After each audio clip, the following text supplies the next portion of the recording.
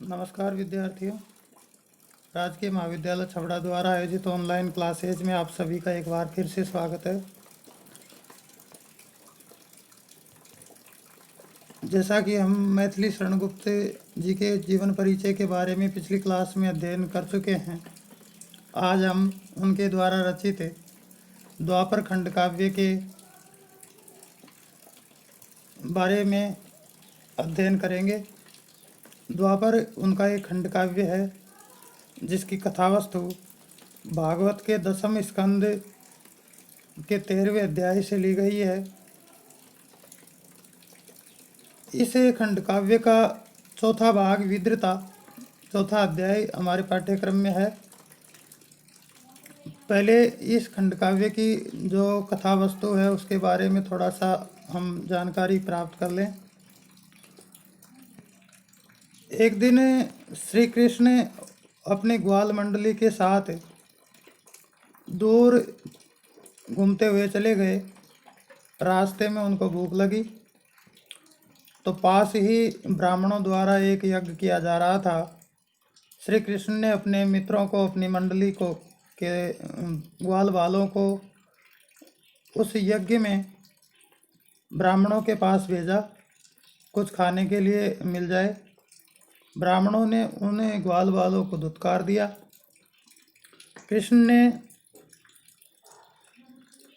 दोबारा से यज्ञशाला में भेजा और इस बार उन्होंने स्त्रियों के पास उन ग्वाल वालों को भेजा।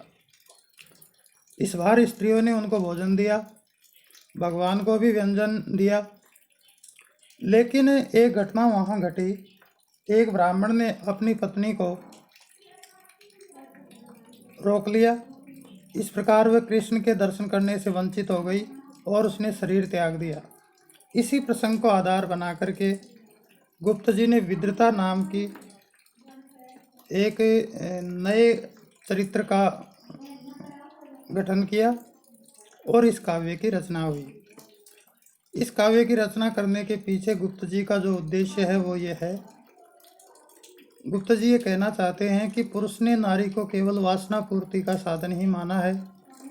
विद्रता के माध्यम से कवि ये बताना चाहता है कि वह केवल वासना पूर्ति का साधन नहीं, माँ, बेटी तथा बहन भी है। उसके भी कुछ अधिकार है, उसका हमको सम्मान करना चाहिए। विद्रता का शाब्दिक जो अर्थ होता है वो होता है तिरस्कृत, अभागिनी या पकड़ी गई।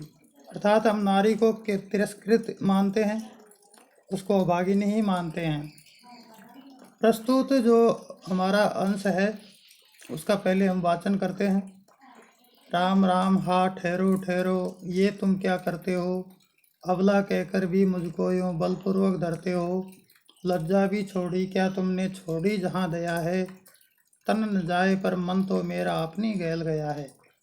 लोहित नेत्र पड़कते नथने, विकृत वदन खरवाणी। नारायण मेरे नर में कौन नया ये प्राणी। रौद्र नहीं विवत्स अशुचिए, जाओ अरे नहाओ। ये शरीर अब कहाँ जाएगा, शुद्ध शांति तुम पाओ। तो प्रस्तुत अंश मैथिली शरण गुप्त द्वारा रचित द्वापर खंड काव्य के चतुर्थ अध्याय से लिया गया है। इसमें गुप्त जी ने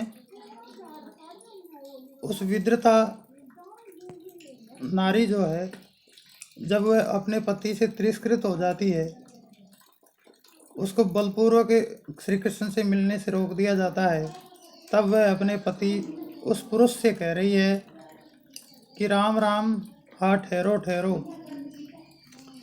कवि वर्णन करता है कि विद्रता पुरुष को लक्ष्य करके कहने लगी कि राम राम हा, अरे दुख है।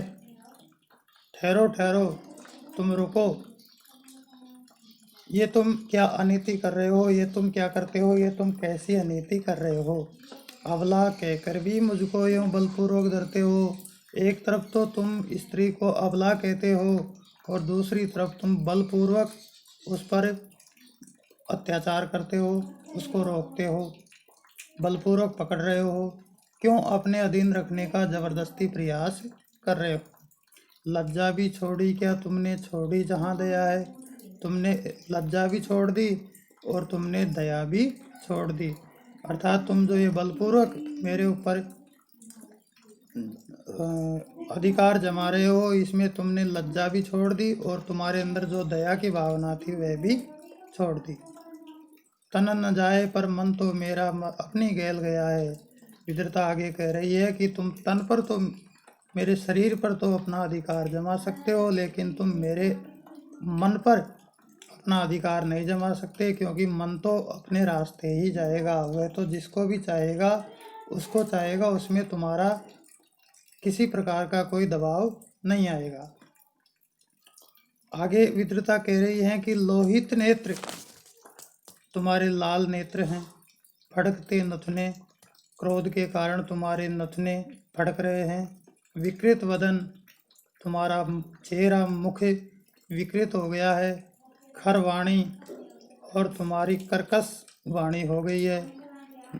नारायण हे प्रभु, मेरे इस नर में, मेरे इस पति में कौन नया ये प्राणी, ये नया प्राणी कौन आ गया है। मेरा पति तो ऐसा नहीं था, इसमें ये नया प्राणी कौन आ गया है।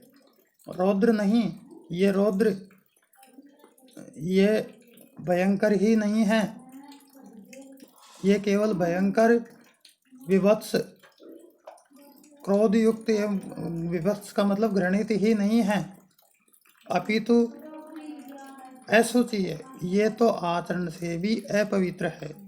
जाओ अरे नहाओ, इसलिए हे पुरुष तुम जाओ और नहाओ, नहा कर आओ, इस शरीर को शुद्ध करो। ये शरीर अब कहाँ जाएगा, ये शरीर तो जैसा है वैसा ही रहेगा, इसको आप त्याग नहीं सकते। इसे शुद्ध एवं शांत ही रखा जा सकता है। शुद्ध शांति तुम पाओ, तुम इसकी शुद्धि करो, इसको शुद्ध करो और शांति को प्राप्त करो। तुम भी अपना आवेश त्याग कर ऐसा ही करो। इस प्रकार विद्रता अपने पति को आचरणगत पवित्रता अपनाने के लिए कह रही है। नर में राक्षसी प्रवृत्ति आवे, ये चिंतनीय दशा रहती है। इस अंश में विशेषतः विद्रता ने अपने पति को सावचेत किया है, प्रेरित किया है कि तुमको क्रोध और आवेश शोभा नहीं देते, तुम में शांति रहनी चाहिए और इस प्रकार के आचरण से तुमको बचना चाहिए। गुप्ता जी की जो भाषा है वो तत्सम शब्दावली से युक्त है। संवाद इसमें संवादात्मक है। छंद की गेयता उचित है। भाषा शब्दावली सरल एवं भावों के अनुकूल है।